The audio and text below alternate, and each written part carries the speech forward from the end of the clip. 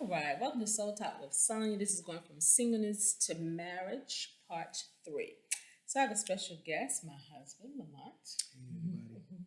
So my question is, what advice would you give women who want to get married? So in other words, what characteristics should they look for in a man, a godly Okay. Um, First of all, if you want to be married, we know that marriage was instituted by God, first of all. So, if it was instituted by God, then the parties that um, go into that union ought to have a relationship with Him.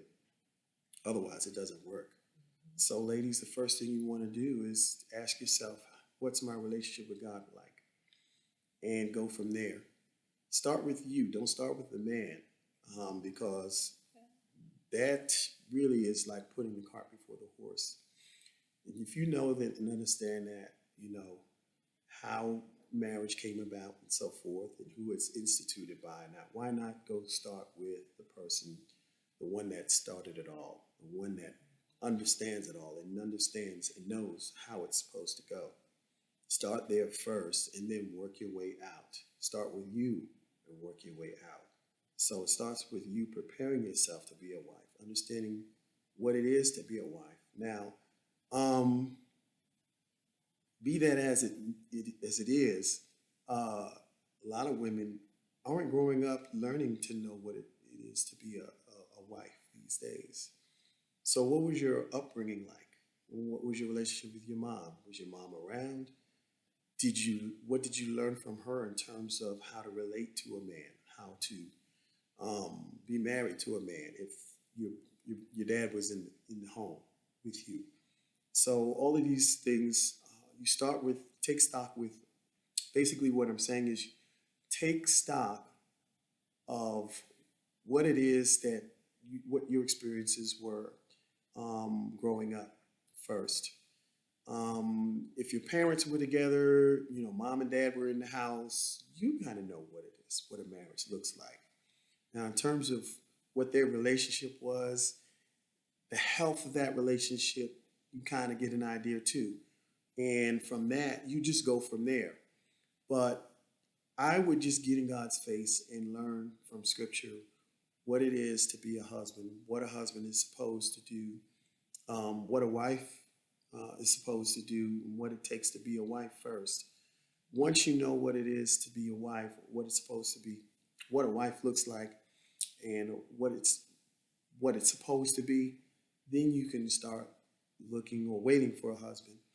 And when he finds you, you'll already be where you need to be in terms of finding that right guy. I know it's odd because men are the ones that are looking for supposed to look for a wife. Women prepare themselves and wait for a husband. But in this day and age, wives or women are going out and saying, "Hey, I'm going to go find me a man," and so forth. But wanting to be a wife is one thing, but preparing to be a wife is another thing. And if you want to be a wife, you have to prepare yourself first. Become that thing that you want to be first, and then when he shows up, you've already shown and displayed the characteristics that will attract a man to you. And so I think that's the one thing you should focus on is preparing yourself to be a wife. man? All right, so focus on your relationship with God first. Where are you? Are you all in a good place? And Mhm. then two, study about being a wife, preparing, and then look at the roles of a husband. Because this is what I tell clients that are single, the guy you want should look like God. Mhm. So I didn't say he's supposed to be God, look like. So he should have godly characteristics. What does that mean? God is faithful. I trust him. He's Mhm. kind. He's loving. If the guy you're dating, courting, is mean, he doesn't call back, he's late, he's inconsistent, those are not characteristics of God. Run. Because he's only going to amplify those behaviors after you get married. So those are not the characteristics of Christ. So does he have the character that looks like Christ? The Bible says imitate God, right? And so we're to imitate him. And so if he's not imitating Christ, then he's not the one for you, right? Exactly. Something else you said I was going to piggyback on. Oh, I think in these days and ages where you said, sometimes women are being assertive and going out, but Ruth was told to go to Boaz. So sometimes, like God told me to text you, and I was like, no thanks. So sometimes God will have the woman pursue or to be assertive and go and say something. So when you meet your spouse, it's not cookie cutter. That's why you have to be led by the Spirit, because what if he is really, really shy? And the woman is assertive, aggressive, and God tells her to go say hello.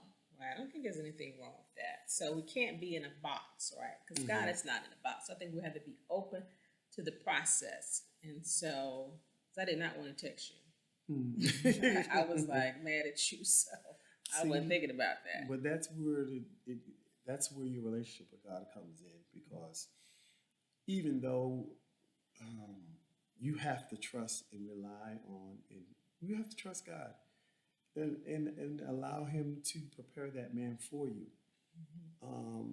Just as God is preparing you for a husband, you have to trust that He's preparing a man for you, and that at the appointed time you'll cross paths. You know, yeah, Ruth went out there and she went out into the fields and everything.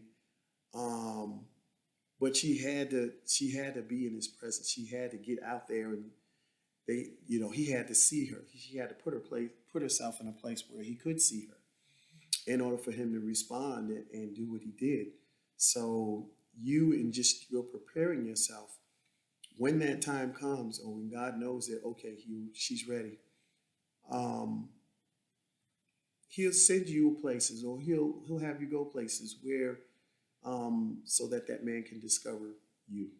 So I truly believe that you have to be sensitive to God's leading you in terms of preparing you, and also putting you in that place where that man can discover you, and you go on and meet each other. So again, it's a sensitivity thing. I think you have to be in tune with God. And that's why I say that the crux of everything is your relationship with God. Ultimately, He's not going to steer you wrong. And you just have to lean and trust on Him. It takes more,